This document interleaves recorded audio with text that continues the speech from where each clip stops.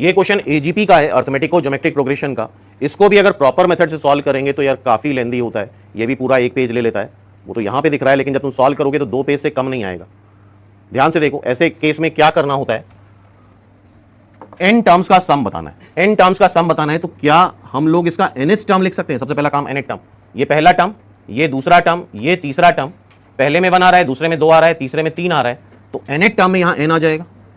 और पावर देखो, ये तीसरा टर्म है तो पावर 1 कम है, ये दूसरा टर्म है तो पावर 1 है, तीसरे टर्म में पावर 2 है, तो क्या इसका nth टर्म 1 + 1/n की पावर n-1 होगा? बोलो। तो अब हम चेक कर सकते हैं, यहां पे भी n की वैल्यू रख के हम हिट एंड ट्रायल मेथड लगा के चीजों को रिजेक्ट कर सकते हैं। n को 1 रखो जरा, सारे आंसर अलग आने चाहिए। 1, ये क्या आ रहा है 2, ये क्या आ रहा है 1 4। नन ऑफ दीज में थोड़ा सा तो रिस्क रहता है, 10% का रिस्क रहता है, लेकिन सुन लो, ये अगर तुम्हें या तो आंसर याद है n², नहीं याद है तो पूरा प्रॉपर मेथड करना भी रिस्क से कम नहीं है। क्योंकि अगर तुम 4-5 मिनट लगा रहे हो और उसके बाद आंसर नहीं आया तो ये भी एक तरह का रिस्क है। तो दोनों रिस्क को अगर मिलाया जाए तो दोनों न्यूट्रलाइज कर देंगे एक दूसरे को। क्लियर है बात? तो नन ऑफ दीज में ये बात 100% फुल प्रूफ नहीं है, लेकिन मेरी बात समझ रहे हो कि अगर पूरे प्रॉपर मेथड से भी सॉल्व करते हैं, 4 से 5 मिनट लगने वाले हैं, वहां आंसर नहीं आया तो वो भी एक तरह का रिस्क है। तो आई थिंक n को 1 रखो जरा, n को 1 रखो, ये क्या आ रहा है 1 ही तो आ रहा है, ये आंसर आ रहा है। ये आंसर आने का मतलब ये सही है, ये बात नहीं है, लेकिन ये दोनों गलत है। जो आंसर एक बार नहीं मैच कर रहा है वो गलत तो श्योर है, मतलब इसका 100% ना तो बी आंसर हो सकता है ना ही सी आंसर हो सकता है। कम से कम 50% तो जीत गए ना, 50% की तो जीत हुई। क्यों भाई? क्लियर है?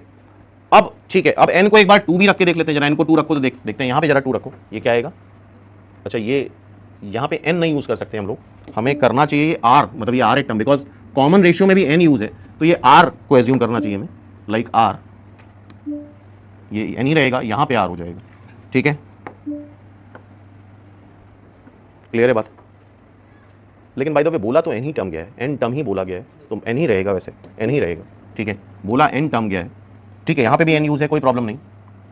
अब n को 2 रख के देख लो जरा, n को 2 रखो तो ये टर्म आएगा और ये टर्म आएगा, 2 ही टर्म तो आएंगे n को 2 रखने पे। n को n रखने पे n टर्म आ रहे थे, n को 2 रखने पे 2 टर्म आएंगे, जरा निकालो। ये 1 + 2, 1 + 1/2, 1 + 2, 3/2, आई थिंक ये 4 आ रहा है। बोलो, n को यहां 2 रखो, ये क्या आ रहा है 4।